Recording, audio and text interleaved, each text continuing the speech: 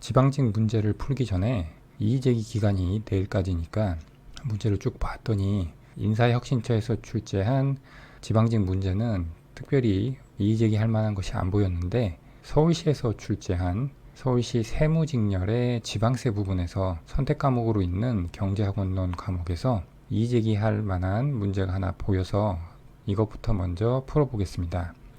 16번 문제인데요. 지난 2년간 갑국의 인플레이션율과 실업률이 보기와 같고 기대 인플레이션율이 일정할 때 필립스 곡선을 이용하여 구한 갑국의 자연 실업률은 19년과 20년의 인플레이션율과 실업률이 나와 있고요. 문제에서는 필립스 곡선을 이용해서 자연 실업률을 구하라고 하고 있습니다. 필립스 곡선이라고 하는 것은 인플레이션율과 실업률 간의 관계를 나타내는 곡선을 의미하고요. 그래서 식으로 나타내면 표준적으로 이와 같이 표현을 할 수가 있습니다. 그래서 T기의 인플레이션율이 T기의 기대 인플레이션율에 마이너스 람다의 T기의 실업률에서 자연 실업률을 뺀 것을 곱한 것으로 식을 구성을 할 수가 있고요. 여기서 람다는 필립스 곡선의 기울기를 의미합니다. 오른쪽 그래프를 보면 우하향하는 단기 필립스 곡선이 있고요. 그리고 자연 실업률 수준에서 수직인 장기 필립스 곡선이 있습니다.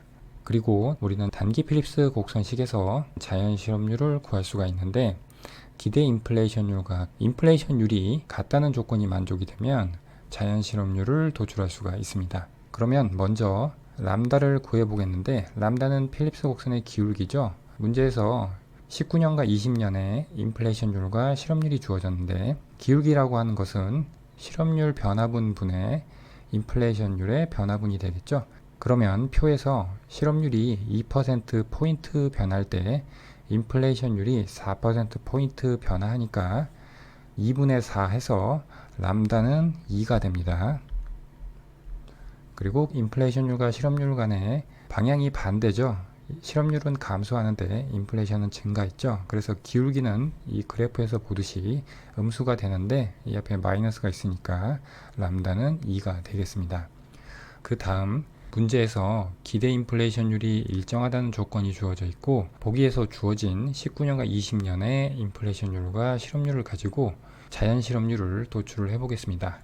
아래 보면 세 가지 경우가 나와 있는데, 이 문제는 기대 인플레이션율이 일정하다는 이 조건이 여러 가지로 해석할 수 있기 때문에 이렇게 풀이도 세 가지로 풀어볼 수가 있겠습니다. 물론 이 문제를 출제하신 분은 1번의 경우를 가정하고 출제를 했습니다. 먼저 1번부터 보면 출제자는 기대 인플레이션율이 일정하다는 것을 기대 인플레이션율이 제로라고 가정을 했습니다. 그래서 우리가 구한 필립스 곡선식에서 람다에 2를 대입하고 파이 t의 익스펙테이션을 0으로 두면 이와 같은 식으로 됩니다. 여기서 각각 19년과 20년의 수치들, 인플레이션율과 실업률을 대입을 해서 자연 실업률을 구하면 1번의 식은 19년의 수치를 대입한 것이고요.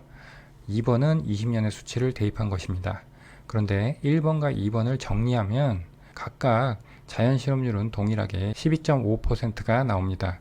그래서 16번 문제에서 답이 3번으로 가답안이 나와 있는 거고요. 그런데 문제에서 주어진 기대 인플레이션율이 일정하다는 것은 이렇게 일정한 상수인 알파로 가정을 할 수가 있습니다. 이 경우에는 어떻게 되는지 한번 보겠습니다. 이렇게 되면 기대 인플레이션율이 알파로 계속 일정하다는 것이고, 그렇게 됐을 때 필립스 곡선식은 이와 같이 되고요. 그러면 각각 19년의 수치와 20년의 수치를 넣어서 3번식과 4번식이라고 해보겠습니다.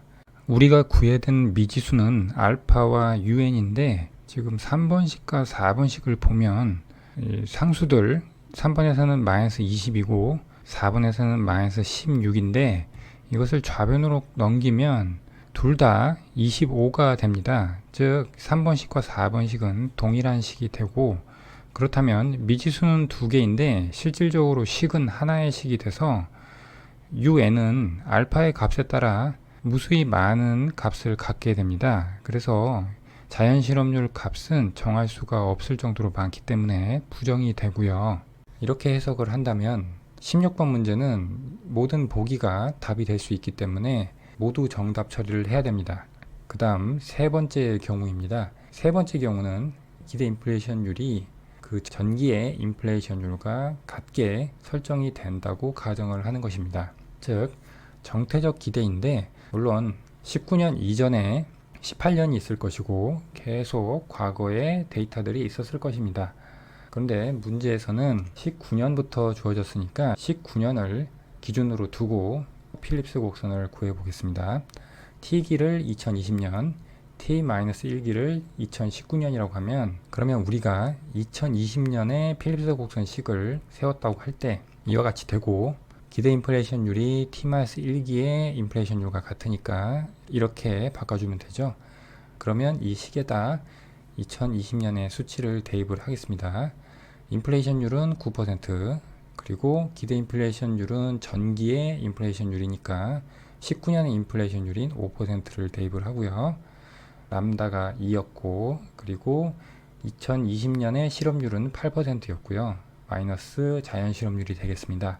그래서 이것을 정리를 하면 자연 실업률은 10%가 나옵니다. 그래서 이렇게 해석을 한다면 이 문제의 답은 2번이 됩니다. 지금까지 우리는 세 가지 경우로 해석을 해서 기대 인플레이션율이 일정할 때 각국의 자연 실업률을 주어진 이 수치를 가지고 도출을 해봤는데 가답안은 3번으로 답이 되어 있지만 기대 인플레이션율이 일정하다는 것을 기대 인플레이션율이 제로라고 해석을 했을 경우에만 3번이 답이 되고 이렇게 두 번째 경우와 세 번째 경우일 때는 답이 달라지게 됩니다. 이의제기할 만한 문제 하나를 풀어봤고요. 그러면 이제부터 지방직 7급에 나온 경제학 문제를 1번부터 풀어보도록 하겠습니다. 2021년 지방직 7급 경제학원론 풀어보겠습니다. 문제 1번. 국민 총소득은 1000조 원이고 정부 지출은 200조 원, 조세 수입은 150조 원, 투자는 250조 원인 폐쇄경제에서의 민간저축은 폐쇄경제의 국민소득 균형식에서 출발을 하면 되겠습니다. 총공급 Y는 총수요 구성요소인 소비와 투자, 정부 지출의 합과 같다는 국민소득 균형식이 되겠습니다. 여기서 민간저축의 항등식을 총공급 자리에 대입을 하면 되는데 민간저축은 국민소득에서 조세를 뺀 가처분소득에서 소비를 하고 남은 나머지를 의미합니다. 이것을 다시 Y에 대해서 정리를 해서 총공급에 대입을 해주면 이와 같이 되고요. 우변에서 투자만 남기고 소비와 정부 지출을 좌변으로 넘겨주면 소비끼리 소거가 되고 그러면 민간저축과 조세 T 마이너스 정부 지출은 투자가 됩니다. 여기서 조세에서 정부 지출을 뺀 것이 정부 저축이 되고요. 그렇게 되면 민간저축과 정부 저축의 합이 투자와 같다는 식이 나오고요. 우리가 구해야 되는 것은 민간저축이니까 민간저축으로 정리를 하면 민간저축은 투자에서 정부저축을 뺀 것이 됩니다. 그렇게 되면 I- 정부저축인 T-G가 되죠. 여기다 문제에서 주어진 수치들을 대입을 하면 됩니다. 투자가 250조 원, 그리고 조세 수입은 150조 원, 정부 지출은 200조 원이죠. 대입을 해서 계산을 하면 300조 원이 나옵니다. 따라서 1번 문제는 3번이 답이 되겠습니다.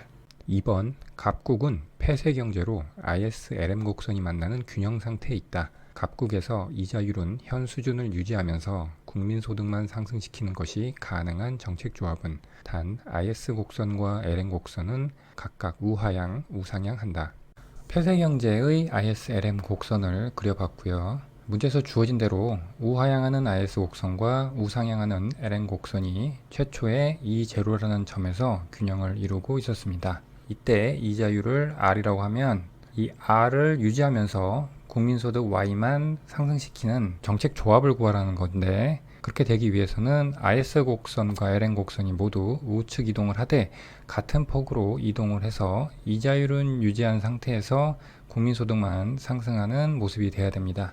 즉 재정정책과 통화정책이 모두 확장적으로 이루어져야 됩니다. 그렇게 되려면 재정정책을 의미하는 정부 지출이 늘어나야 되고요. 그리고 확장적 화폐 정책을 의미하는 통화량 증가가 이루어져야 됩니다. 따라서 답은 1번이 되겠습니다. 3번, 어느 공장의 생산활동으로 지역 주민들이 대기오염 피해를 입는 외부 불경제가 발생하였다.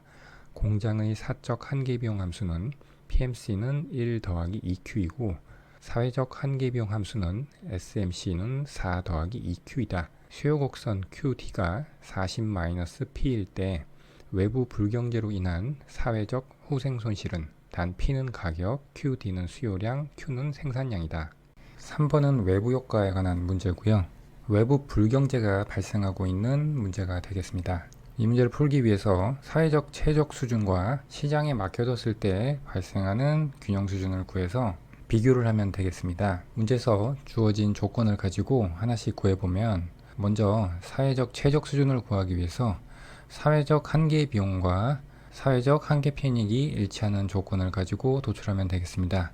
문제에서는 비용 쪽에서만 사적 한계 비용과 사회적 한계 비용을 구분을 했고, 편익 쪽에서는 그냥 수요 곡선이 주어져 있기 때문에 이 수요 곡선 자체가 사적 한계 편익이자 사회적 한계 편익 곡선과 같게 됩니다. 먼저 사회적 최적 수준을 구하기 위해서 사회적 한계 비용 함수와 수요 곡선을 연립을 하면 되겠죠. 연립을 해서 구한 균형점이 A점이 되고, 이때 생산량은 12, 가격은 28이 됩니다. 그 다음 시장에 맡겨졌을 때의 균형, 이 경우에는 사적 한계 비용과 사회적 한계 편익 또는 사적 한계 편익을 같게 놓으면 되겠죠. 즉 사적 한계 비용 함수와 수요 곡선을 연립해서 구하면 그때 균형점은 B점이 되고, 생산량은 13, 가격은 27이 됩니다. 그래서 사회적 최적 수준보다 과다 생산되고 있음을 알 수 있습니다. 우리가 사회적 후생을 논의를 할 때는 사적 관점이 아니라 사회적 관점에서 평가를 해야 되니까, 우리는 사회적 한계비용 곡선과 사적 한계비용 곡선을 가지고 사회적 후생 손실을 도출을 해야 됩니다. A점이 의미하는 생산량 12에서 13으로 증가함에 따라서 사회적 한계비용이 사회적 한계 편익보다 이 빨간색 빗금친 부분만큼 더 많이 발생하고 있죠. 그래서 이 빨간색 삼각형이 외부 불경제로 인한 사회적 후생 손실이 되겠습니다. 삼각형 넓이 공식에 의해서 계산을 하면 1.5가 나옵니다. 따라서 3번 문제는 3번이 답이 되겠습니다.